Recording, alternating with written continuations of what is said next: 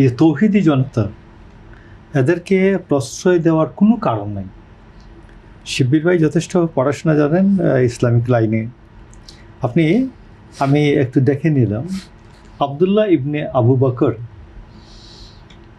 যে প্রথম খলিফার সন্তান, তিনি এই যে উসমান রাদিয়াল্লাহু তাআলাকে হত্যার ক্ষেত্রে তার বিশেষ ভূমিকা আছে। হযরত উসমান যখন একেবারেই মসজিদের মিম্বরে আশ্রয় নিয়ে তিনি কোরআন পড়তে থাকেন, যে এই অজুহাতে অন্তত যারা সন্ত্রাসীরা তাকে যেন না অ্যাটাক করে, তো মিম্বর থেকে হযরত এই যে আবদুল্লাহ ইবনে আবু বকর হযরত উসমানের দাড়ি ধরে টান দিয়ে ফেলে দেন।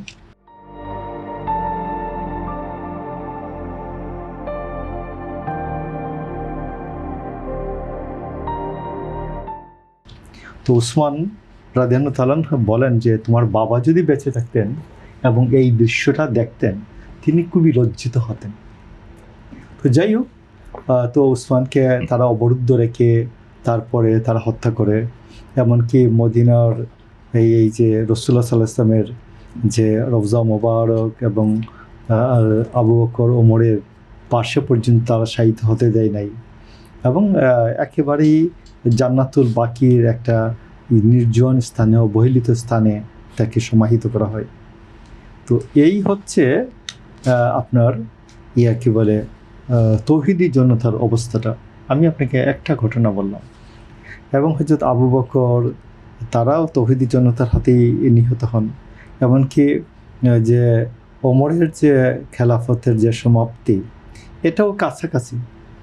তো এই জন্য আমি আপনাকে বলছি যে আমি প্রথম কথা হচ্ছে যে যারা এখানে তৌহিদি জনতা এবং ইসলাম জান্নাতের বিনিময়ে ভোট দেন, এদেরকে তো আর জনগণ গ্রহণ করে নাই। এটা তো খুব অতি সম্প্রতি কয়েকদিন আগের ঘটনা। তো আপনি যারা এই আশ্রয় প্রশ্রয়টা নিতে চাইবেন, আমি মনে করি তাদেরকে সরকার শক্ত হাতে দমন করতে হবে। কারণ আমার ভারসাম্যপূর্ণ অর্থনীতি, তারপর আমার ধর্মীয় স্বাধীনতার যে বক্তব্যটা, এটাকে উচ্চকিত করে তুলে তোলা, যাতে কোনোভাবেই এই জায়গা থেকে আমি ডেভিয়েটেড না হই। এবং বিশ্ব পরিস্থিতিতে যে ইসলামিক ফোবিয়ার যে নেওয়া, সুবিধা নেওয়ার যে একটা অবস্থা আছে, এই অবস্থাটা, এই সুবিধাটা যেন কেউ না নিতে পারে, এই জন্য আমাকে অনেক বেশি সচেতন থাকতে হবে।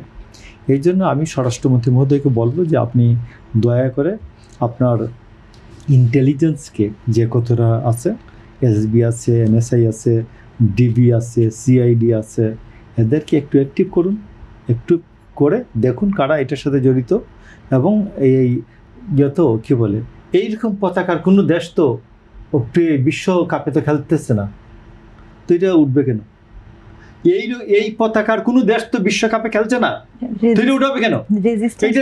হ্যাঁ, মানে প্রতিরোধ থেকে করছে। এবং কেউ কেউ বলছে নতুন নতুন তথ্য দিচ্ছেন যে ব্রিটেনে পড়াশোনা করে এসে বলেন এখন যে একটা বলের পেছনে 11 জন থেকে 22 জন ছোটাছুটি করে, এর চেয়ে বড় পাগলামি আর কি হতে পারে?